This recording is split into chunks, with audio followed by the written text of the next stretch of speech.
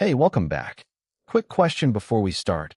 What do you think night was actually for before electricity existed? Take a second. Really answer it in your head. Most people answer the same way. Rest, shut down, nothing happening, lights off, brain off, until morning. That answer feels obvious. It's also almost certainly wrong. Ancient humans didn't treat the dark as empty space to get through. They filled it quietly, consistently, night after night. They built an entire second life inside the hours you now sleep straight through. Here's where this starts.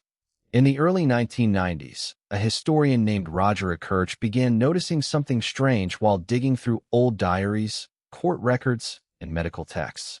Ordinary people, centuries ago, kept casually referencing something called first sleep and second sleep, as if the phrase needed no explanation at all. Kirch spent over a decade following that thread across hundreds of documents. A pattern emerged that most people today have never even considered. Before artificial light, many people slept in two separate blocks each night. A few hours after dark, then a period of quiet wakefulness, often an hour or more, then a second stretch of sleep until morning. That gap in the middle wasn't a malfunction. It wasn't wasted time waiting to fall back asleep. It was, in a very real sense, a second life, tucked inside the dark, that modern humans have almost completely lost access to. So what did people actually do in that gap? This is where it gets specific and genuinely moving. They told stories. Before written history was accessible to most people, oral storytelling was how entire cultures preserved themselves. Elders passed down origin myths, family histories, warnings, and lessons out loud, from memory, generation after generation. The quiet waking hour of the night was prime time for this. No chores competing for attention, no daylight tasks pulling people away, just voices, memory, and the people who needed to hear it. They talked, not the rushed, transactional conversation of a busy day, but slower, quieter exchanges between partners, between parents and children, between neighbors lying near a shared fire. Some historians believe this unhurried nightly conversation played a real role in maintaining social bonds within small communities, the same way modern research shows social connection buffers stress and strengthens group cohesion. They prayed. Religious and spiritual practice across many cultures specifically referenced this middle-of-the-night window. It shows up in old prayer schedules, in devotional texts, in accounts of monks and lay people alike, who treated this waking hour as sacred rather than accidental. They tended fire. In a world with no other reliable light or heat source, keeping a fire alive through the night wasn't optional. Someone had to periodically wake, check the embers, add fuel, and make sure the one thing standing between a family and total darkness and cold didn't go out. This single task alone may explain part of why humans didn't evolve to sleep in one uninterrupted block in the first place. A fire that burns unattended for 8 hours is a fire that's probably gone out by hour 3. They repaired things. Simple tools.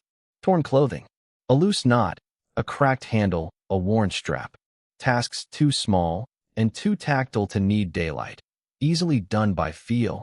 And firelight during a waking hour that would otherwise pass unused. They listened. This one mattered more than almost any of the others. In a world with real predators, real rival groups, and real unpredictable danger, someone being quietly alert in the dead of night was a genuine survival advantage.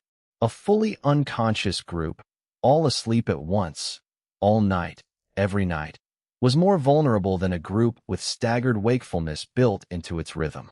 They remembered their dreams.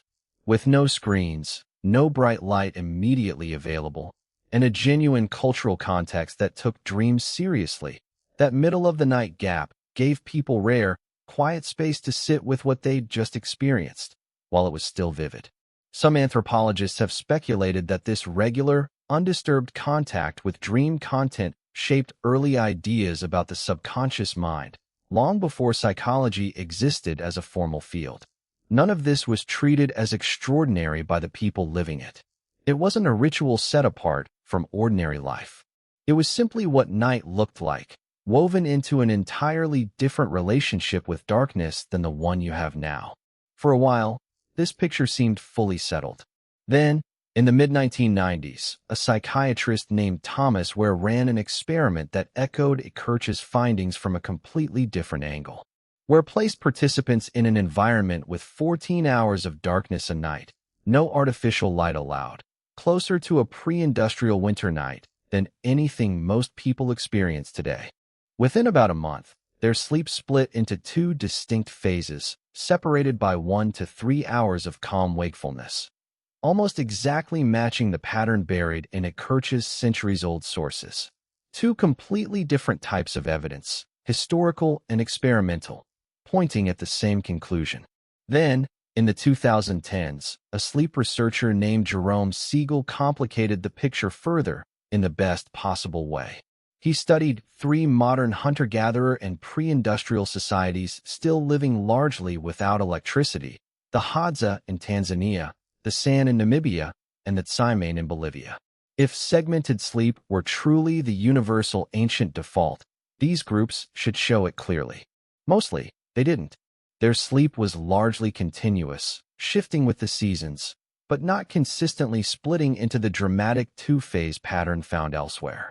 So, the honest answer is that scientists are still working out exactly how universal this pattern was, and across which climates and cultures it appeared most strongly. What isn't in dispute is the deeper point underneath all 3 lines of research. Night, before artificial light, was never simply switched off. It had structure. It had use. Waking in the dark wasn't treated as an emergency requiring a solution. Which brings us back to modern life and to you. Somewhere along the way, that second life inside the dark quietly disappeared. Artificial light didn't just let people stay up later. It compressed the entire night into one tight, uninterrupted block and redefined anything that broke that block as a problem. What used to be storytelling time, conversation time, fire tending time, prayer time, became, simply, insomnia. You lost the activities, but your body may not have fully lost the rhythm underneath them. This doesn't mean you should get up at 3 a.m. and start reciting oral history to your ceiling fan. Modern schedules are real. Consistent sleep genuinely matters for your health, and chronic, distressing sleep disruption deserves real attention, not romanticizing. But the next time you find yourself quietly awake in the dark, before the panic sets in, consider a stranger, older story than something is wrong with me. Consider that you might be standing, briefly, in the doorway of a room your ancestors used every single night. A room built for stories, quiet conversation, tending small fires, and paying attention to a world that used to require it. They didn't fear that hour. They used it. So the next time the dark hands you that same quiet window, ask yourself, just for a moment, not what's wrong with you. Ask what that hour used to be for. If this changed the way you think about your own nights, hit like and subscribe for more, and drop a comment on what you'd do with an extra quiet hour in the dark. Catch you in the next one.